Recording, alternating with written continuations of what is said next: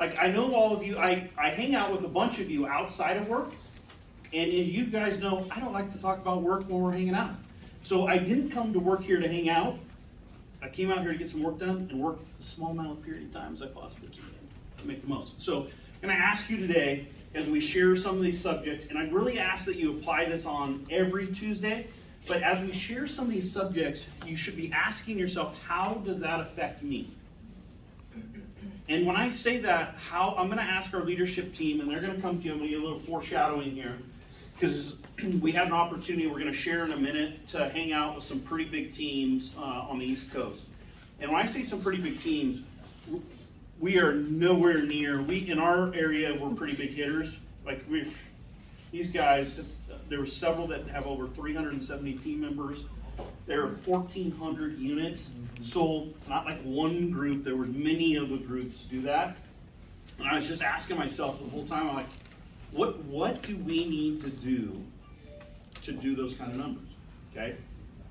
I ask that because that means all of you, our average amount that we make every year would go up significantly, and you can bless your families way more, you can do way more things. I don't necessarily believe we need the 370 team members, but I do believe we need the 1,400 units, and I do believe that that's possible. So I asked myself, and I'm going to ask our leadership team on Thursday this question: what do we need to do differently or more? Now here's my hope, and this is the human nature. Okay, and I'm going to put this out here because your leaders are going to ask you this question the following week. Most people are going to come back with a list of what marketing can do, or my coach can do, or some other department transaction coordinators can do. They're going to come back with a list like that. And if you're sitting there and you say, no, I'm telling you, sorry, I'm 52 years old, a whole lot of life on me, and I have asked this question before, and I know it comes back, even for myself. But you really should ask, the people that are going to be more effective and help all of us as a team are the ones that come back with, what do I need to do better? And that's when I asked myself that question. I was asking myself that question, what do I need to do better? I don't have the answer. I have started jotting some things down. But I encourage you to start pondering that over the week, because next week your leaders are going to ask you that question, and we want a real answer. If you're already doing your health checks, that's a question your coaches are asking you. They may not use those words, but they're really asking you. That's why they meet with you. I ask you guys to do that. As you listen to the things that we're going to teach you, please take it, how do you apply? In season, out of season. So Joe, you were at a meeting. What was some takeaways you took last week? So, first of all, what Brian said is absolutely true, and this is something that is super important. You always want to be learning from people that are doing it better than you, right? There's no reason for us to go to an event where we just walk in and they're like, oh my gosh, the Rick Fuller team's here, and which is crazy because I would not think that anyone would think that, but there are a ton of people that think that, and I'll tell you why they think that. They think that because of you. It's because of the work you've done and we've done together that people are going, what are you guys doing different? And so this event is one of the events where we walk in the room, and as much as some of them are like, hey, can you teach me about this? You guys have a pretty cool little thing there. We're both going like, okay, bro, I'll teach you anything you want, but you need to teach me some things. And so like one of the things I heard which was so amazing is literally your attitude. Your attitude is currency in today's economy. Your attitude, how are you showing up for people in every area of your life? Right? I asked this in concierge, or pardon me, not in concierge, in Momentum one day, and I asked it online one day, and it was really simply on one scale of 1 to 10, how alive are you today? Right? What is your attitude today? And if you ever heard Maxwell, your attitude sets your altitude. But the guy that said this, right, if you remember, it was Alvaro. Okay, Alvaro is a real estate broker in Miami. Okay, Alvaro had just, I talked to him outside, Alvaro had just closed a $34 million deal in Miami, which, how many guys would like to close a $34 million deal? Anybody else? Okay, and so you understand, Alvaro closed a $34 million deal, but he's a broker owner. And that was just one of the 140 transactions that averaged in the Miami area over $20 million. Wow. So do you think I can learn something from Alvaro? Now, I don't have a bunch of $25, $50 million properties to go look at, but when he said, Joe, the number one thing that converts people is the energy and the passion that I bring into the room. He said, everybody wants me to hang out with them. So one of the things you have to remember, and it's a simple thing, right? And even while you're sitting there, I want you to ask yourself, how do you show up for people? When you see a brand new person and you get either a team generated lead or you meet somebody at an open house, how are you showing up? Right? I say it this way. Alvaro taught me to say, hey, he gets invited to go around the world. Like he's literally jumping from people's yacht to yacht, right? Like this is what this guy does. Okay, that's the level that he's at as far as where that's what his market is. But he gets invited to those things because he always shows up passionate and alive. And people want him to be part of their life. Real estate just happens to be one of the things that he gets to solve that problem for them. But it has very little to do about what he does in real estate. It has everything to do with how he shows up in life. And he was like, I'm an Ironman. I've done 3 Ironman. I'm going to, he was telling us, he wasn't bragging, but he was leaving because he got invited to go to, Costa Rica to a movie premiere. And he's like, yeah, one of my clients, I'm walking the carpet with them. And why? He was not bragging. I talked to the guy afterward. And it was cool because I was like, man, I love what you said. And he's like, bro, I love your energy. Right? But I thought to myself, he said, you cannot change a lot of things. But you can change how you show up for people every day in your life. I wanted to hang out with the guy, Brian. Then there was another guy, bro, you get a roll with me all the time. So here's the other thing. There's another guy, his name's Eric. Now, Eric blew my mind. Eric is a broker owner. Guys, his business mainly comes from one town. What state was he in? Do you remember? He's Florida. No, he's not Florida. He's in a small town. Oh, no, you're right. He's the Missouri. Missouri, okay. Kansas City, Missouri. So listen, he's in a small town. His hometown that his office is in has 12,000 people in that small town. The whole town. So give you a reference, Antioch's 120. Okay? Well, check this out, Kara. 12,000 people in this town. Last year, in that one town, they sold 242 transactions. There's only 12,000 people in the town. Their company owns 47% of market share in that city. So what do you think everybody in the city thinks about that brokerage in that town? They own real estate. Even though they do 47%, it means every other house that's sold is them. Right? Every other house that's purchased is them. So when someone thinks about real estate, Andrea, in that city, they think about them. Let me add to that. So he's only been coaching with Brian for I think 6 years, maybe 7 years, something like that. So he was real tiny. He was an individual producer, a good producer. But he went and took, back to how we started this, he took the feedback that he got from a coach or boss, and now he has that kind of business in 6 years. There's not a single person in here who could not do the same thing. And I loved it because, from him, we learned some creative ideas, right? Because we were so listen, how do you get 40% market share, 47% market share in anything, right? And this is something you could think. If there's a street or a neighborhood, right? It might not be a town. But there might be a street that you say, I have 47% market share in the last 12 months in that street. Why? Because I made a choice that when people sell on this block or when people buy on this block, I'm the expert on this block, and then you can grow it from there. But it was so cool because we said, hey, what is one of the things that you do, right? Because you have to be known in the community, not just for real estate, in order to get 47% market share. So we asked him, we were in a mastermind meeting with him, and he says, oh, we put on a music festival. Well, what? He goes, yeah, we put on a music festival. We started 6 years ago. And Diamond Rio, which, does anyone know who Diamond Rio is? Okay. Yeah. I was I think my mom listened to him. I don't know. But they have Diamond Rio. I know, I'm sorry, it's just true. They have this band Diamond Rio, and who cares if you don't know the band? Here's why. They have this band Diamond Rio. They're going to be the headliner. They do a whole day music festival in that town. They invite the whole town. And they're at a point now that he literally told us, like when we first started, we had to pay for it. We had to get all the flyers. We had to bring everybody in. Now, the town and our partners, he said, we won't pay a dime, right? But this is what he told me, which was crazy. 75% of the community will come to that festival, even if it's for 10 minutes. 75% of the people in our community will come to that festival, and, right?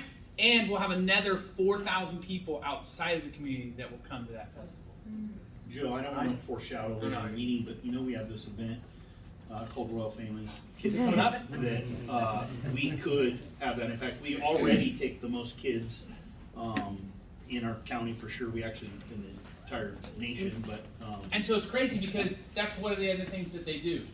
They actually at their event they put it on. It's a free event. People come and then they raise money for local things that matter to the community.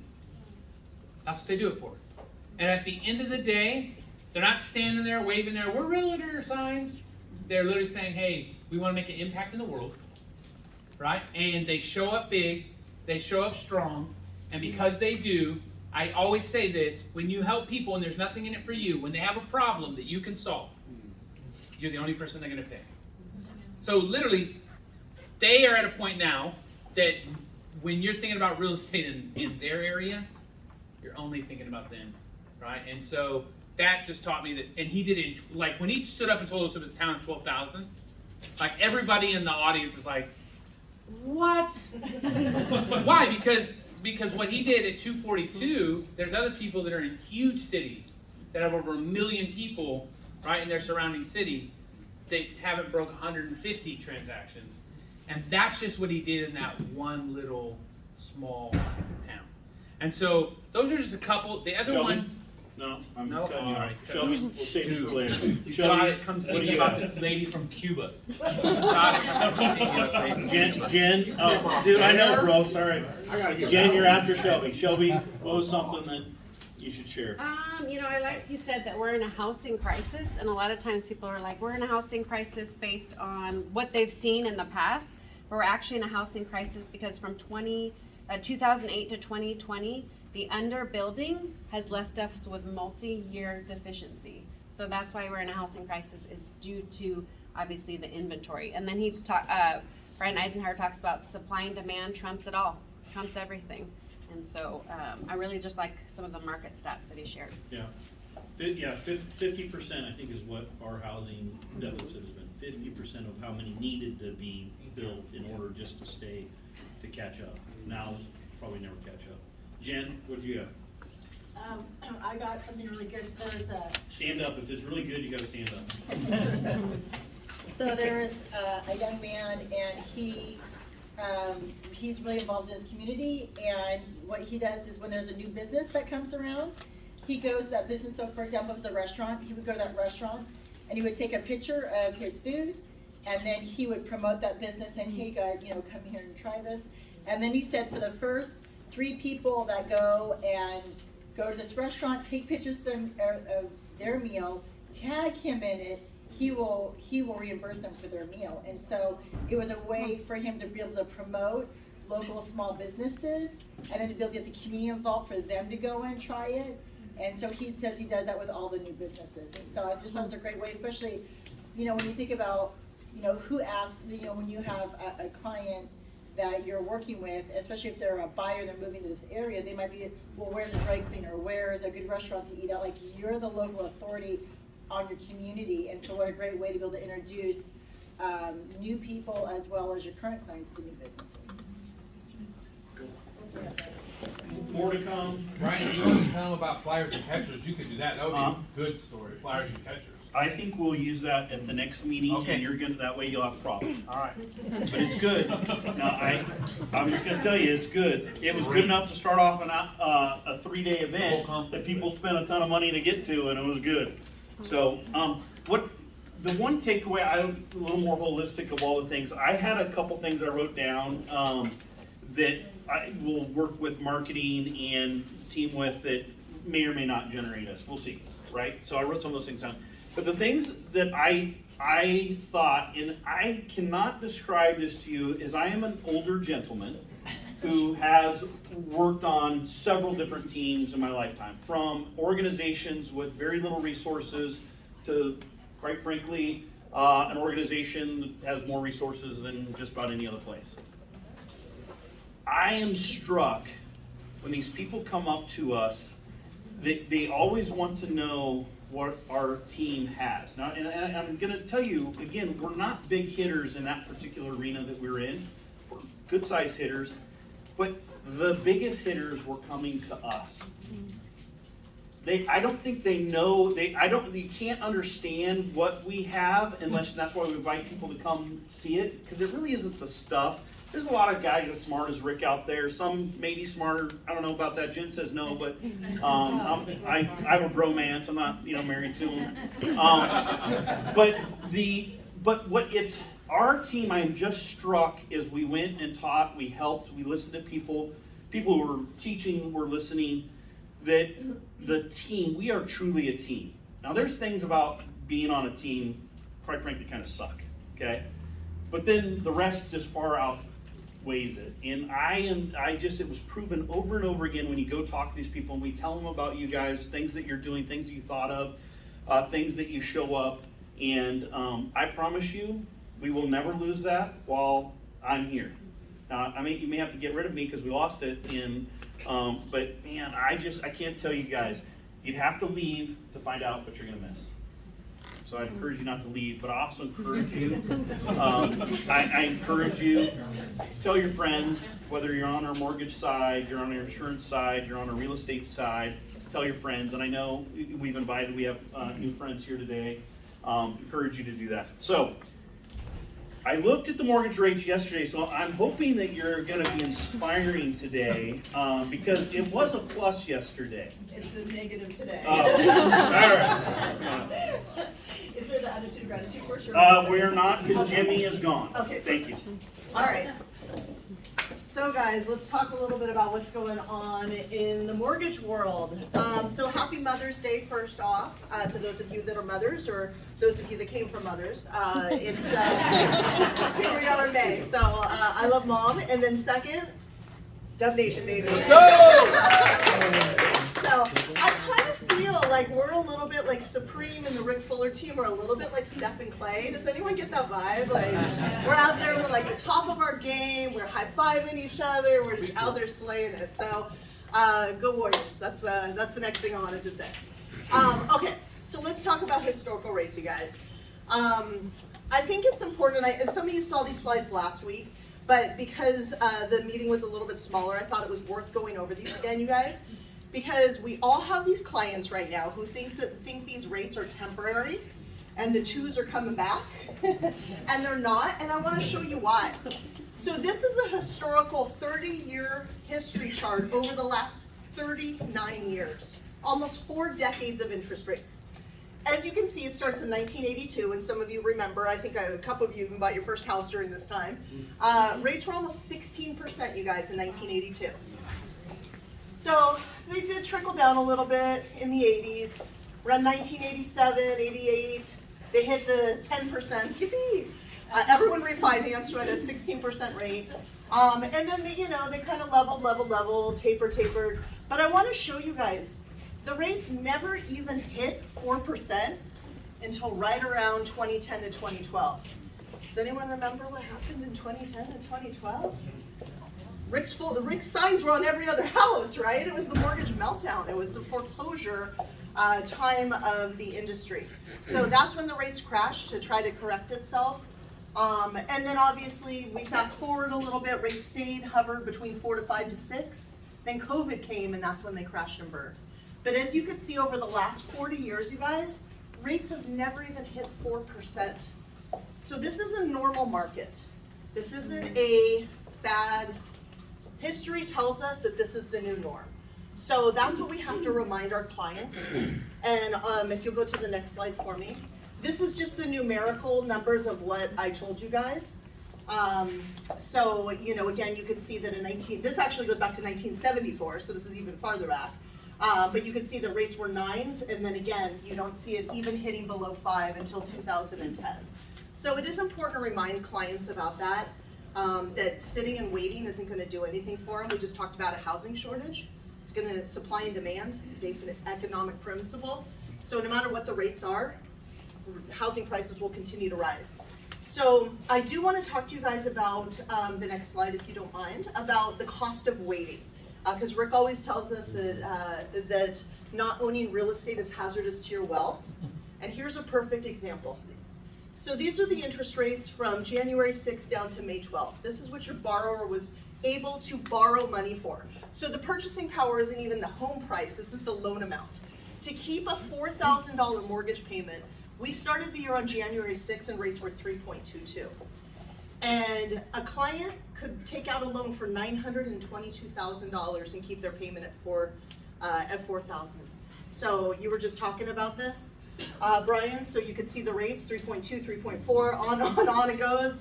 On March 24th, we hit 4. On April 14th, we hit 5%, and it's continued to rise. We've had, today's a bad day, 2 good days, so we take 2 steps forward, 1 step back. But look at what your client, what's happened to their purchase price. It's eroded by $200,000, you guys, $200,000 since the beginning of the year. So we have to remind clients of this, because if you're a listing agent, this affects your client's price. If you're a buyer's agent, this affects your client's price, because while the market may not have 1,000 offers over asking anymore, it's still a hot market. It's still a very, very hot market. But this is what's happened to people's purchase price. Yeah, Mario. May we get that slide to share? Christina has it. I will send it tonight. Yeah, and she hasn't had it for weeks, in fairness. So Wendy requested it. Our marketing guy had COVID last week, so he got it to me yesterday, and I sent it to Christina late last night. So she'll brand this to you guys and sell it, because I think it is important information to share. For everybody. For everybody. Everybody. Exactly. Your sellers have to understand what's going on in the market, you guys. If a seller in January could take out a loan for $922,000, and now they can only take one out for $720,000, that same client, it is going to affect which houses they buy. They're going to be looking at different price points, different markets. They're not going to be able to stretch the way that they were, because $200,000, you went from a $400,000 payment to a $6,000 payment. So 4,000 to 6, yeah. So I mean, it's a big stretch. So this is the reality of what's going on. So I just wanted to remind you guys that these are the conversations we need to have with our clients when they talk about the cost of waiting. The client that waited in January and now it's May, are they in a better situation? Oh my goodness. So, and it doesn't look like it is gonna get better. Will it normalize a little bit? We hope. But look at this. We've got, I mean, the rates didn't retreat one single week. We just got hammered. So that's what I wanted to tell you guys about the mortgage market, but it's not all doom and gloom. Again, there's still a lot of clients out there getting pre-approvals. I know, you know, our team's doing more pre-approvals, it feels like, than ever, because people do have that sense of urgency now. So it is good just to remind them of that. The next thing I want to talk about is the first time home, oh no, oh hold on, go, yeah. Yes, this is my favorite slide, go to the next one. So you just want to remind your client, the 2% is the only place they're going to get that dollar is on the milk carton. I'll send you that one too. So the 2% are gone and they're not likely to come back unless you're at the grocery store. Sorry. All right, now we'll go to the next one. So I saw a lot of you posting about this. We talked about this briefly. That CalHFA First Time Homebuyers Program, it is super exciting, but I do want to make sure you guys know who this is made for. So CalHFA came out with a Forgivable Equity Builder program, and this program is awesome. It was on CBS, it was all over the news. Like I said, some of you were shooting videos about it. It was super exciting. But who it is meant for is for people who are 80% of the median county income. So in Contra Costa, the median income, these are the numbers that they use to qualify for the program, $106,880. So if you're below that, you qualify for this program. If you county hop to Solano County, that drops to $79,440. If your client's looking in San Joaquin, To take advantage of this program, they have to make below $59,200. So these are lower income levels, so this isn't gonna be for every client, but on the next slide, I'll tell you what they do. These are for first-time home buyers only, and we consider a first-time home buyer anyone who's owned a home in the last 3 years. So if they owned a house 10 years ago, they're still a first-time home buyer. If they just sold a house last year, they are not. But it's first-time home buyers only. They'll give you up to 10%, and it's forgivable after 5 years. So what that means is if you live in the house 5 years, you don't owe anything back. And each year, 20% of the balance is forgiven. It can be used for down payment and closing costs, so that's exciting. Up to 2%, oh yes, so there is a cost for the program. CalHFA charges up to 2%, so if they're getting 10%, they're really netting 8%. So there is a cost to use it. For FICO scores, for conventional, they're looking for a 660. For FHA, they will go down to a 640. Now, your max ratios are 45% DTI. This is a CalHFA requirement. So what that means, to keep your payment in Contra Costa, 45% of that $108,000 number I showed you, so $4,000 payment, assuming they have almost no debt, that's only a $575,000 purchase price, you guys. So you have to be realistic about who this program is for. It probably isn't going to be for everyone in this market, but for those that qualify, it is a really great program offered through CalHFA for those of you that need a little down payment assistance. So that's what I wanted to go over today. Hey, you have a bunch of people here. You wanna I introduce do. yourself? That's what I was just gonna say. So that's perfect. Yeah, we've got a lot of squad. You guys, there's like 100 open houses on a weekend. So Praise the Lord. Yep. we love it. Keep them coming. We love it. We want 1,000, right? But what that means is we're gonna keep growing and hiring and making sure that we can support you at the open houses. So if you're from Supreme, please stand up. I'd love to introduce you. So the open house king, Robert Calloway, is out here. Alvin Reyes in the back, branch manager of Walnut Creek office. Yes. Cindy Donnelly, the lovely Cindy over in the corner. And then we have Angie Clark, who's going to be joining our team. So we're super excited to have Angie join. And then we have Mike De Los Santos, who's going to be joining the team as well. So welcome, guys. Juno the Uno over here. So Juno's our ace. And then Sean Augustus as well. So this is our Supreme team that's here today. Drummond isn't here, and I think he's the only one missing right now. Carlos. Oh, Carlos. Yeah, Carlos is on a flight back from Nicaragua tonight. So he's his mother passed away, unfortunately. So he's been in Nicaragua for the past few weeks, but he will be home today. So that's what we got. Thank you. Appreciate it. Yeah. One thing before you go, Yes. because I want to make sure we give people the best information too. Guys, do you know historically what happens when interest rates go up to house sales? Did we know? Values stay the same or go up. I'm gonna get this slide because it's how we started the conference too. Guys, historically, when interest rates go up, there's a pause. People get a little scared, and then historically, every single time interest rates have gone up, home sales go up. Doesn't make sense to many people, but when interest rates go up, they have to come up with creative ways to loan money. Lenders still have to loan money. So guys, don't buy into the fake news, right? Historically, more houses get bought after interest rates go up. It doesn't make sense initially, but it's what happens. And we'll get that slide for them too. Shelby will be covering that actually in her section.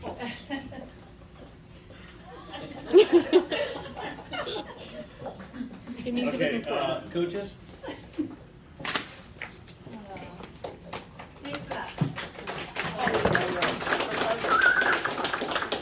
So we're gonna talk about, we're in May, right? Yeah. April stats. Yeah, absolutely. Just because, we pushed this meeting off 1 week, so we're into the third week of May. And speaking about open houses, 1 million of them, we did do a total of 32 open houses in the month of April. Awesome job on both sides. Yeah. Because we have to have the houses to hold open. And out of the 32, we got 33 leads. And lots of those leads are in contract right now. Awesome. So what we like to do is report the properties, or I'm sorry, the agreements that we took, both on the listing side and the buyer side, properties that went into contract, and then our closed sales for April. So get it. So we took a total of 20 agreements Nice. this past in April. So we had 12 new listings last month, and we had 34 buyer reps, you guys. That was buyer reps in this market are really, really important. Andrea and I were just talking about that. It's very, very important. And Shelby will talk about that coming up too. And then the total for closings. If you guys had a closing, stand up. We had a total of 25 closings in April. Stand up.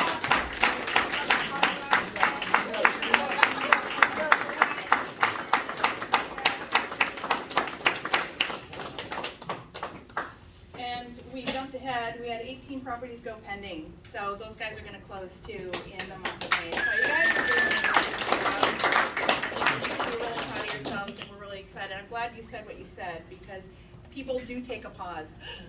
And then they look at what history says and go, oh man, I better get this done and I better get it done fast. So that was awesome. Good job, guys. Awesome. I'll hand it back to you. Uh, Training. Yeah, training. So training, of course, every week we have 2 training classes. Every Tuesday, 6:30 to 8, every Saturday, 8 to 9:30. And then on Fridays, it's always with Joe and Momentum for encouragement and support. So It's great. I'm there every Friday. Yeah. Yeah. Just upstairs. So actually, the class tonight, I think is that with you, Brian? It's with me. Is the best class ever that everybody needs to attend over and over again. It's your SOI. It's part 1 of 2 of SOI with Brian. And then Saturday is part 2 of SOI, and I'm not sure, is that Brian or is it Jimmy? Okay. So, Does Jimmy know? Yes. just again, encourage you guys to show up on those training classes, especially SOI, right? So, So all of you, who've already taken it, but you want to continue to grow your business, go back through training.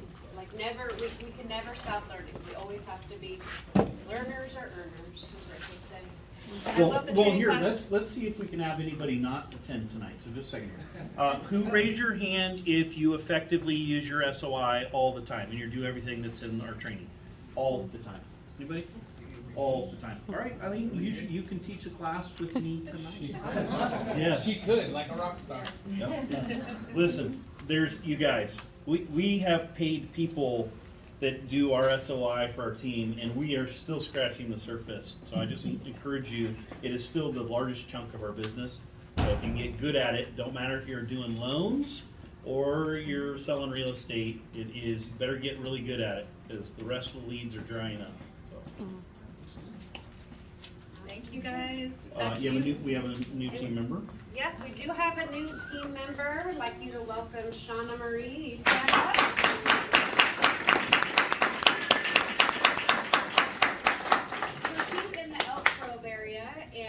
And she has a teenage daughter, and one of her big whys is to pay for college.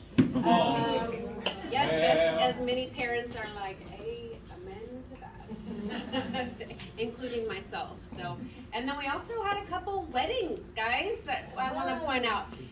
Jesus just got married.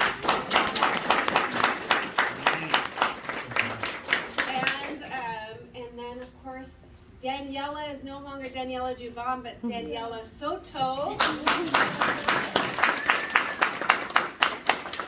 And Eileen just got her dream car, her Tesla. Hello, somebody. I wanna ride. Free rides after this. Free. Listen, it's still gas prices. And then I know you just had a birthday, right? Yes, so happy birthday.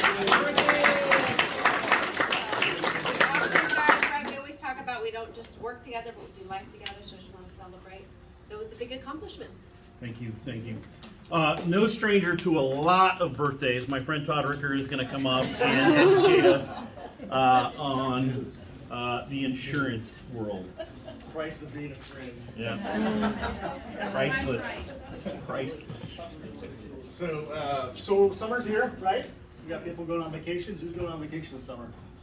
I am. We got graduations, right? Next slide. Next slide. Right? Some people want to go fishing. They call themselves fishermen. We got baseball season. Oakland A's, no Giants. And then we got NASCAR, right? Brian, is that the 316 car? That's the 316 car right Yes, there. That's the Royal Family race car. Talk to me afterward. I'll give you a little down on that. But in my world of insurance, summer oftentimes means a little bit different things. And devastating fires. We're in fire season. Actually, we're not even in fire season yet, right? The Cal Fire, they're just now gearing up, putting their teams together. And as you know, fire season is getting bigger. It's getting longer. It's in October, November now, right? We've already had a major fire in Southern California. And before, you know, it used to be a couple of houses would burn. Now it's a couple hundred houses. And so on the insurance side, insurance companies are taking a really big hit. And then we always think that, well, that's what the insurance for, right? But when insurance companies start losing money, rates go up. Right? So the last few years, rates have gone up consistently. And what insurance companies are doing right now is they're really tightening the areas. Clayton is a prime example of this. Like, who would have thought Clayton is a high fire zone? I had to get an exception on Shelby's home, Joe and Shelby's home in Clayton. Like next to the golf course in the middle of the community. What's so close? But it is close to Mount Diablo. A house down the street, I couldn't get insurance on. I had to go do some magic and call some late underwriters and things to get an exception there as well. So Danielle sent me a couple, right? We're working on that. So one of the things that we do with Connect One is really, I'll speak to Danielle's client. Huge house in Lafayette, beautiful home, custom built, $2.5 million. They got non-renewed. It's the norm now. And so he has this really nice Cadillac policy, but insurance company's just not gonna be able to give that to him anymore. So we had to look around, I had to find some options. Every house is gonna be different. So you can have a house in Lafayette in a high fire zone brush around it. The house down the street could be fine. So it has a lot to do with hill, slope, and brush, fuel, okay? So if you're at the top of the hill, those natural hazard disclosures, next slide, those are important, but they don't tell the whole story, right? So pay attention to those, your disclosures. If it's in a flood zone, if you live if the house is on an island, if it's next to a levee, Which we have a lot of. right? I mean, it's everywhere, from here to Sacramento. It's just all the San Joaquin Valley, they're everywhere. So so what the point I want to make is really get ahead of the conversation, have that conversation, set yourself apart when you're talking about, you know, why we have all these disclosures. Without freaking people out, you can educate them, right? I was actually sitting there, Brian was talking, like, I think I'm gonna change my whole thing up here, but but it is really about educating your client, being added value to your clients, and let Connect One be a resource for you, right? If you're not sure, give me a call. I can run flood zones pretty quickly. Wendy called me the other day in a panic. I think you were in a panic. You sounded like you were in a panic. I don't want to sell it. Right, but you need a flood certificate. Not every agent you can call can get a flood certificate right away. Not that I'm gonna give it to you within like 2 seconds, Wendy, but. said I want it now, I want it. But we can do those types of things for you, so you can have the conversation. It goes for both the buyers and the sellers, right? So, if your buyer is in love with this house, right, and you know that, hey, there's some fields around. I had a house in Patterson. I'm like, what's in Patterson? Like, it's out in the middle of nowhere. There's like no burning, there's no hills, there's no mountains, there's not a whole lot of brush. But because this house was backed up to some grasslands, it was a fair plan type issue. And the difference between the fair plan and high fire zone is cost, right? So you go from a $700 premium to a $5,000 premium, right? That's like, that can upset some buyers, right? So just plan ahead, have those discussions. If you're not sure, reach out to us. Let us be a resource for you. All right, any questions? None? No. All right. Okay, well, Thanks, we're ready bud. for you. All right, cool. Charles, come on up. Listen, you guys don't eat for free. I'm just gonna tell you right now. Charles blessed us today. It's on my company now. Yes. There you go. Anyways, I'll make this really quick. I'm gonna only do it like 3 minutes. I created. Hey, Rick's a- not here. Take 5. Take 5. I'm gonna sit down for 3 minutes. Here's these little plate sheets on your seats, and I had these created because I know these are a little bit big for your purses and briefcases and all that. These are great for putting right next to your computer. So it's got all the prices on them. Right here you've got home, termite, roof. We also do pool inspections now. And so now we have a VIP, we've always had it. You would do home, termite, roof, but now you have a choice of roof, pool, or sewer lateral. So there's, your third one's free, so you get to choose. It's kind of fun. And then right on the back here, you have your home warranty prices. They're all right there. A great thing I would suggest to agents is get seller's coverage on your homes whenever you're selling a home, because you never know when something's gonna happen, especially if it's your sellers. The refrigerator can go up. Thing that Laura Huddleston and I, we've teamed up. And if you do seller's coverage, and let's just say you have it for 30 days, you don't use it, we take it off. It's absolutely free. I don't think anyone else does that, but you're also protecting your seller and yourself, because it's not coming out of your pocket, and it's not coming out of ours. Well, it will come out of ours if the refrigerator breaks or something, but it's just an extra security blanket to have. So we always suggest do seller's coverage because it's free, and we'll provide that. Another great thing, a tool that we came out with, is we now have what's called agent scheduling app, and it's right here on your phone, which is really easy. And this way you can call me if you like, because contingencies are really hard. Sometimes you have like a 5-day close. Call me, I'll make it happen. I've made inspections happen tomorrow when they called me today. So I can do it because I know the right little mazes to go through. So don't get afraid. If you go on to the app and it says you're scheduled 2 weeks out, call me and I'll make it happen for you. Not a problem. We'll make that happen. But this little app is really amazing because you download it right on your phone and you can place your order right here, put in the information, just go on to the next one. Questions are super easy. Address, buyer, seller's info, your info, and you can choose your dates. So it's really great. You don't have to stay on the phone for like 20, 30 minutes. Because inspections, when COVID was at its prime, you couldn't get an inspection for like a month. It was, everyone was buying, and you guys were selling. So you were all making money, so it was great. So anyways, that's all I have to say. And if you have any questions, just let me know. Anything else?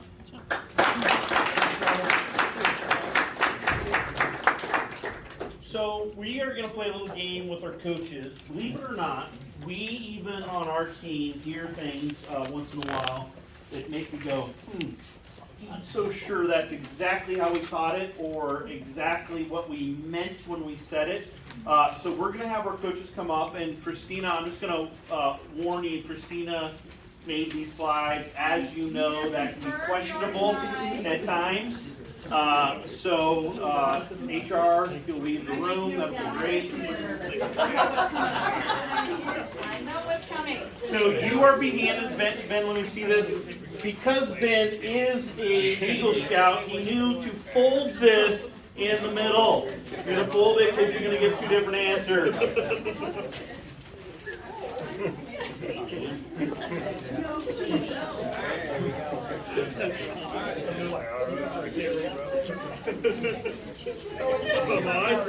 So I do want you to know why we're handing this out. So we called an audible because Rick was sick today.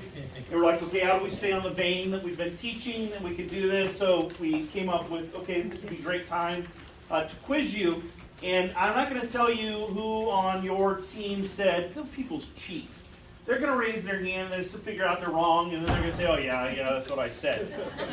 So we have these, so you have to stick to your decision. So you will keep these up, okay? Somebody gotta take a photo every time. Yeah. I will. Oh. There you go. Oh. Yeah. All right, we have no music because we didn't know what game we were gonna play, so, Sing. but Joe will sing for you. Have you ever heard a joyful noise? Be next to Joe during worship No, at church. but Eileen could sing for us because she has karaoke in her car. All right, here we go. Fact or fiction? So, real estate is the most stable investment you can make. Fact or Keep them up, keep them up, keep them up. Oh. Why do you say yes, Joe? Why do you say fact? You want to ask me? Why It's not? super easy, guys. Real estate has never lost value. Like price changes, but the value of real estate has never gone down. It's only increased. And most people don't understand basic economics, so they think that the price going down means that they lost something. When in actuality, an asset that you hold over time, like real estate, if your grandparents gave you a house, you're winning. Okay, so that's fine. Especially if it was like in San Francisco by the water and they bought it for like $20,000. Wouldn't that be great? Back in the day, I give this to you. John, you have the argument on the other side? Yeah. Well, the most stable, I mean, are we talking about all investments of all time right here? I'm thinking. Hey, this is a pretty official question here, and I guarantee we had some official research on it. You mentioned that values never go down. They did go down No. between 2007 and No, 2010. the price went down, the value didn't go down. Because there's three things that people always need. Okay. They need housing, they need which is shelter, right? They need food, and they need water. And so shelter, this is the part, right? You have to educate people. You're right in that the price went down, so everyone thought values went down. But you always needed a place to live, so therefore the value of home has never gone down. I lived in a tent when I was a kid because we were homeless, and I promise you, that tent was Valuable. super valuable. Yeah. So it's educating people on the difference between price and value.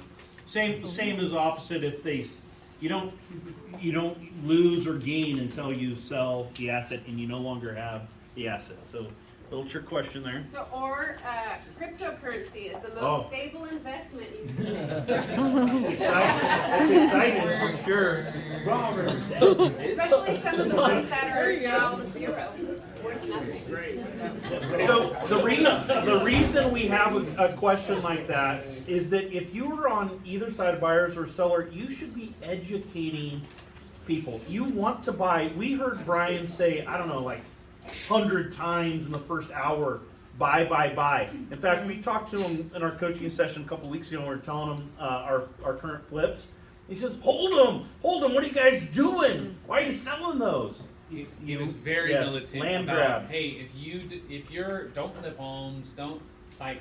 He's literally very militant about just doing everything you can to hold as much property as you can, right? And we've seen Because it, of right? inflation. Prices will continue to increase. Because of inflation. That is a Rick Fuller model too. It is a buy and hold. All right, this next one goes to the other blonde on the team. My agent told me property prices will be going down, so I should hold off on purchasing to get a better deal. So, these are things that I heard this came into On our my team, on our Yeah. team. 100%. So, okay, everybody says fiction? Yeah, exactly. Somebody just say fact. Don't take your Somebody test has yet. fact. Don't take your test Who yet. has fact? I switched it for you because you wanted me to. Okay, thank you. So, one of the things that we're having conversations with on the listing side is about prices going down. Now, we are in a transition, guys. We have we have sellers who are kind of drunk on what's been going on the last 2 years. And they've been unrealistic. And they've, added $550,000 onto the list price of their home, and guess what? They got it. They got it, and it kept going on and on and on for the past 2 years. Now the interest rate's starting to creep, it's changing people's purchasing power. You saw that from the slide that Danielle shared. Prices aren't going down, we're in this adjustment period where we're counseling these people that, hey, this is not the way it used to be. You have to price according to what's happening. So we're going through a little bit of adjustment period, but it's not that prices are falling. Prices are not falling. Prices are just being realistic. We're getting to a more normalized market. So be really careful about what you tell your clients. Hold off, wait. Prices are gonna drop. They are not dropping. So that's why this slide is up here. Should you, if you were a specialist on our team and you held a license to sell real estate, should you do your comps prior to making an offer or prior to listing? Yes. Shelby, now what say you on the buyer side? Of course. Okay, I think what has happened, my impression is that And then you people also have want to used- give market stats Yes, too, yeah, along with for sure, comps. but people have used the listing price as the comp. And that's not true, that's not real comparable. Comparable is gonna be whatever the neighbor's house sold for. That's what you're looking for, and, I've So it four doesn't opinions. matter because we have to waive appraisals anyway, so. Yeah. In order to get offers accepted. No, Can I get an amen? I don't think, I will tell you, that's the kind of thing that I think's changing, is like some of the things that you have to or you don't have to. The price has not really changed. It hasn't, if the person was realistic about how they listed it.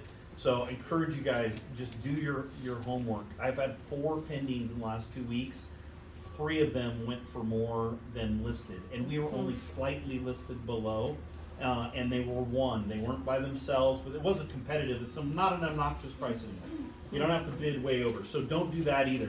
I was just telling Shelby, not luckily from our office, but somebody gave us $50,000 over a house that we were priced dead on the money for the comps.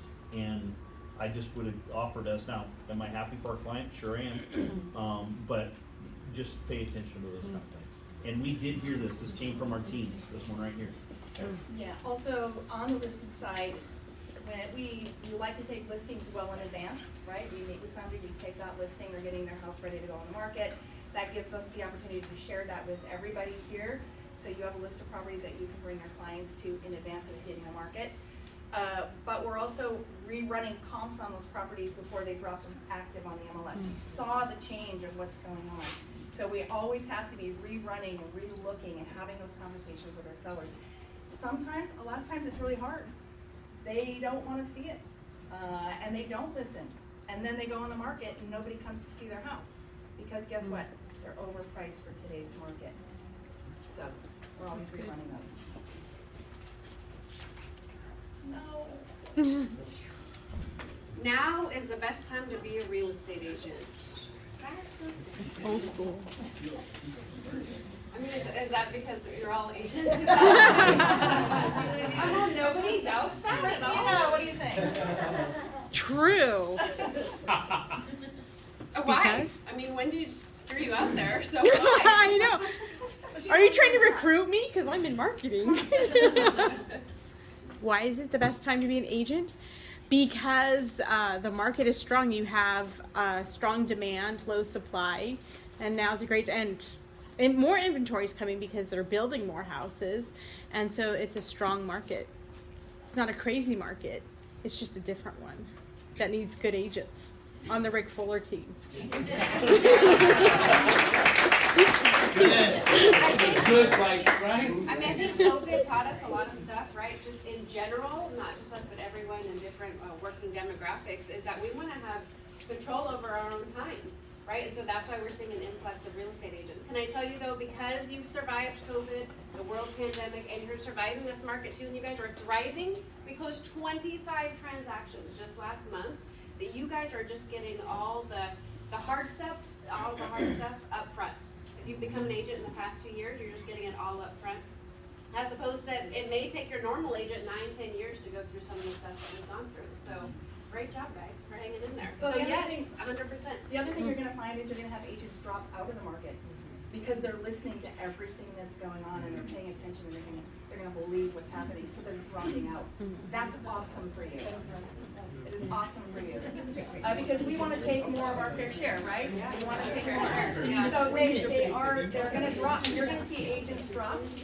You're gonna see also what happens, is we saw this before, those folks are getting, they're going through Kaplan, and they're signing up for their test, and it takes months and months to get a test date. Pretty soon, it's only gonna take you a month.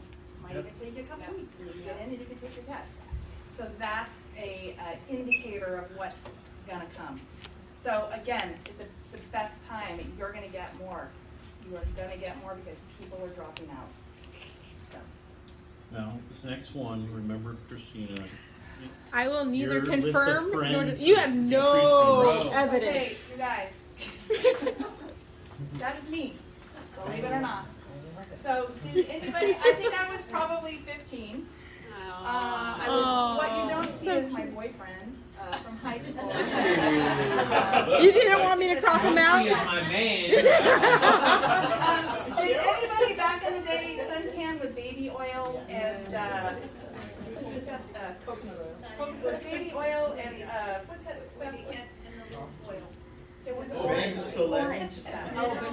Yes. Okay, so I was northern Minnesota, hardly sees the sun. I was going to a dance that night. I fried myself. So I not only had super short hair that my mother probably cut my hair, I had full-on braces. I was burnt to a crisp, and I was wearing a baby blue seersucker dress that my mom made for me. There's a story behind a picture, dude. Wear it well. Tell them that that's you. Oh, I had to explain. I had to explain. Oh my gosh, that was awful. I like that answer better than the one that goes with that. Look at that grin. My boyfriend was cute. My dad let me go out on a date. So a property that's been on the market for 14 days is old. Not as old as Brian. Thank goodness. Whoa. Thank you.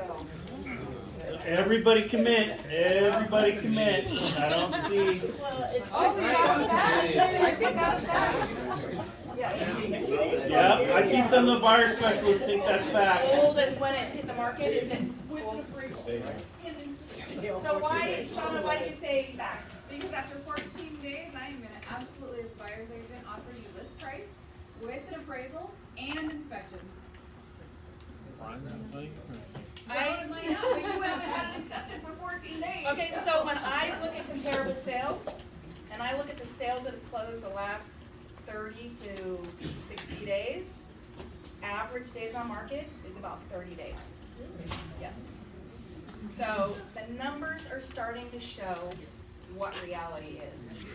So again, when you're sitting down there and you're talking with your selling clients, you need to be looking at days on market the last 30 to 60 days. And they need to calm down. They need to price right, they need to calm down. The other thing that's happening is we were getting used to getting to know our sellers for 60 days max. We put it on, we'd sell it, we close, goodbye. Now we are with these guys 6, 8, 9 months. So that relationship is gonna be long, get used to it, because it's going back to something that's more normal, so. Depending on the property too, for sure. So what I've also learned recently is like, don't wait, right? Even if people are like, hey, we're not gonna take preemptive offers, or we're gonna look at our offers at a certain date, I'm learning more and more that you just need to put the offer in. Because if you wait, sometimes a really good offer comes in and then your client's mad at you, you know, on the buyer's side. So put the offer in, but yeah. I do have people call me and say, is your client, would they be open to a preemptive offer? Well, send me the offer and I'll tell you. I'm not gonna go ask them, would you take a preemptive offer? And I don't have anything to talk to them about. So they're like, oh yeah, oh, you're right, okay.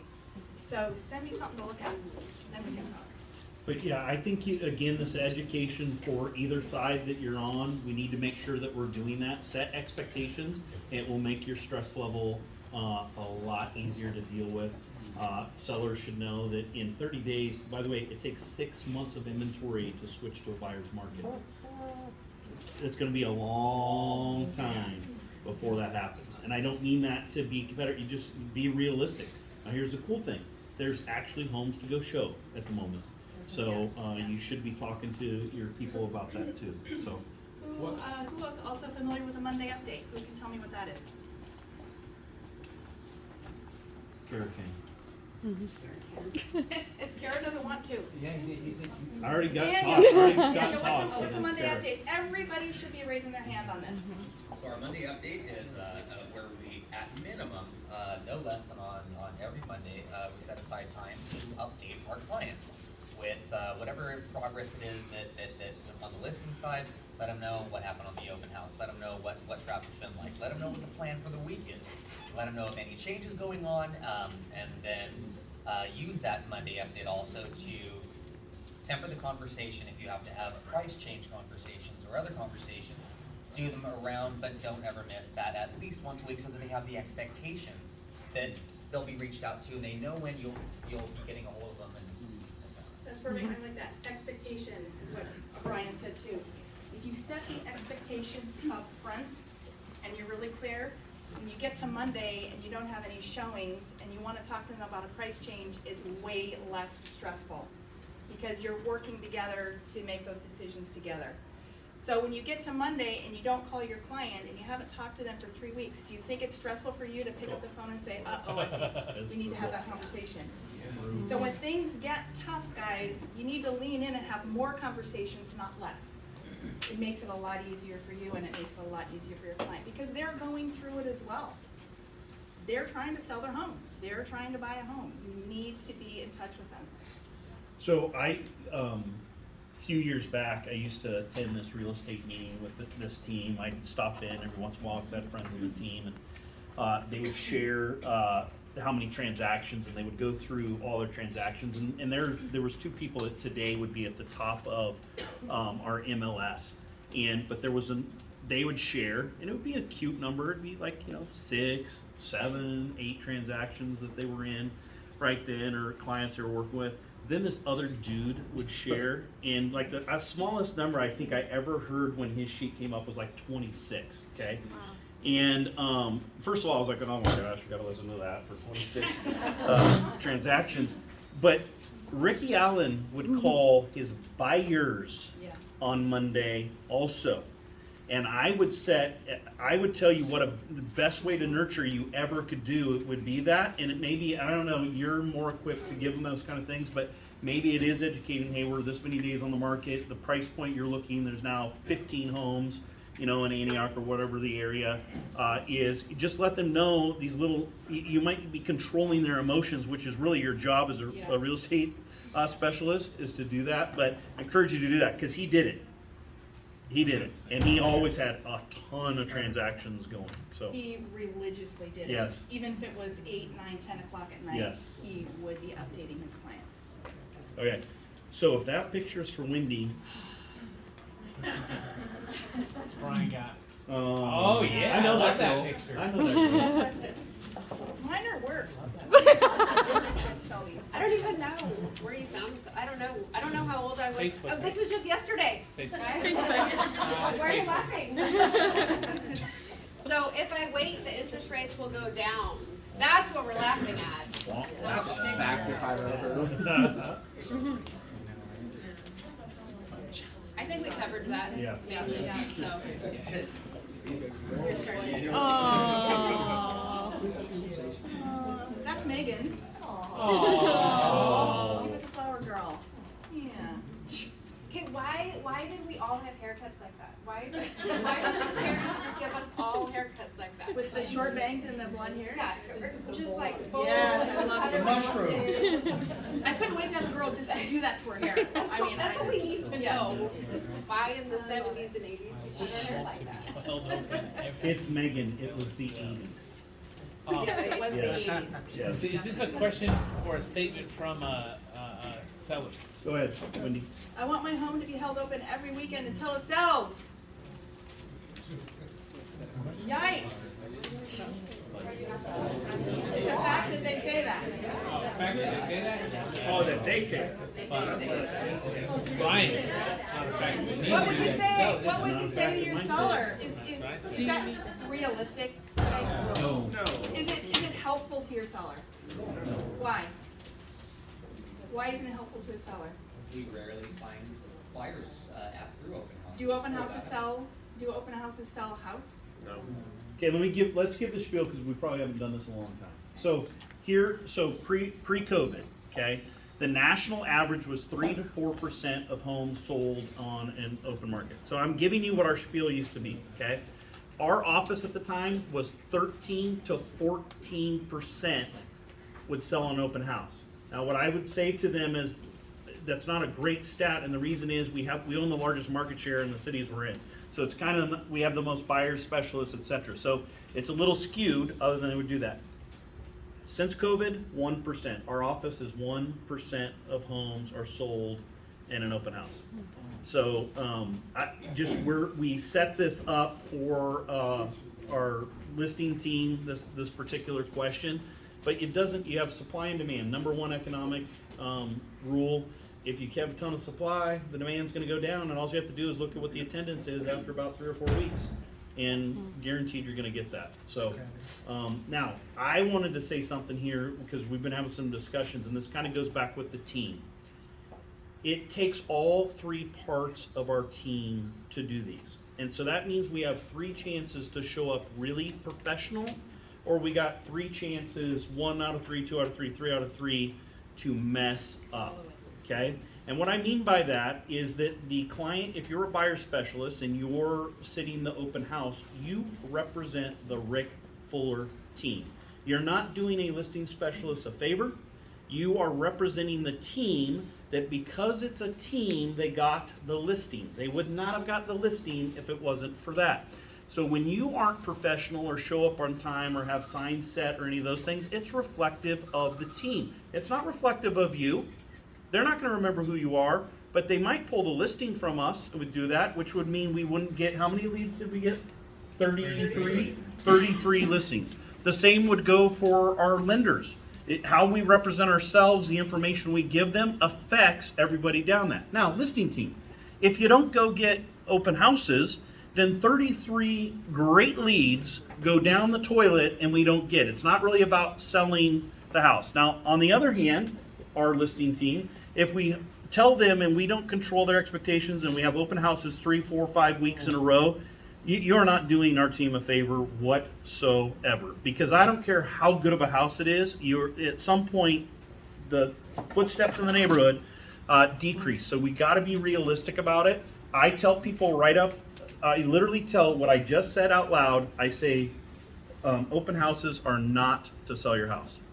Open houses give us an indicator about how your neighborhood. It gives people some unfiltered feedback because they don't have to fill out a form or anything. They're going to say it out loud. So there might be some things we can change. And quite frankly, it's for our team. We get buyers from open houses. So we want you to let us do them, but we're probably only going to do them the first couple weeks unless the market changes. It just gets diminishing returns. Joe. The only thing I'm going to say too is you got to also remember that HGTV has changed the way people think about property. Right?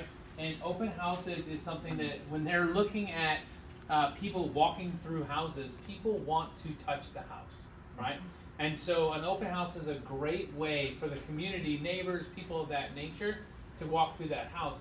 And I still think that we need to remember that you're the gatekeeper of that, right? So if there's an opportunity there, I say this to everybody on Momentum, don't spend 3 hours away from your family and not find a lead.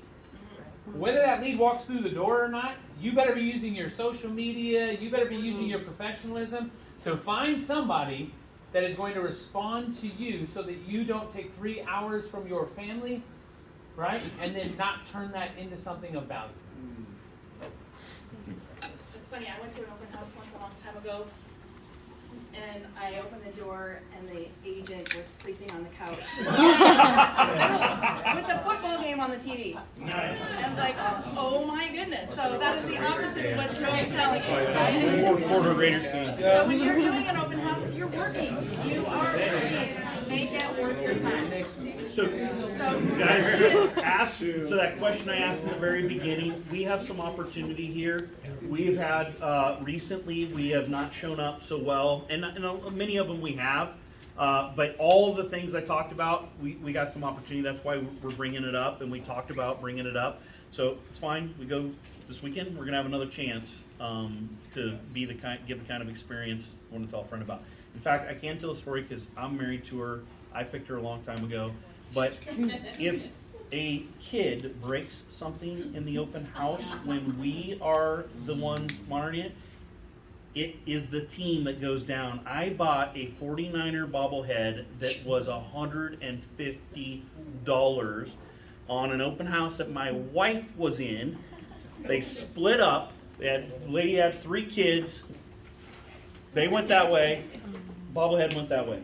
So, but again, I share that is it was our team. It had nothing to do. We have to make good on that, right? So we have to make good. Let's just show these people how professional we are.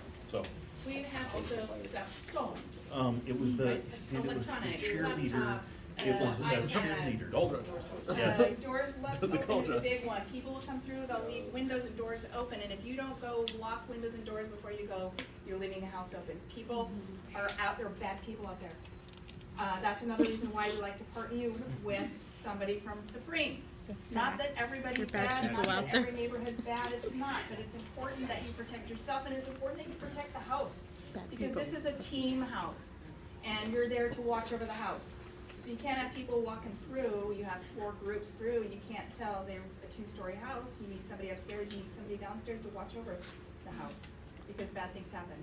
I've had kids color crayons on the walls too. So things, you just gotta watch. I've had my kids do that. Watch that. You could probably talk about open houses for us. Shelby, I think this is you. Yes, it is. Even if I don't have a listing or buyer agreement, my client will be loyal to me.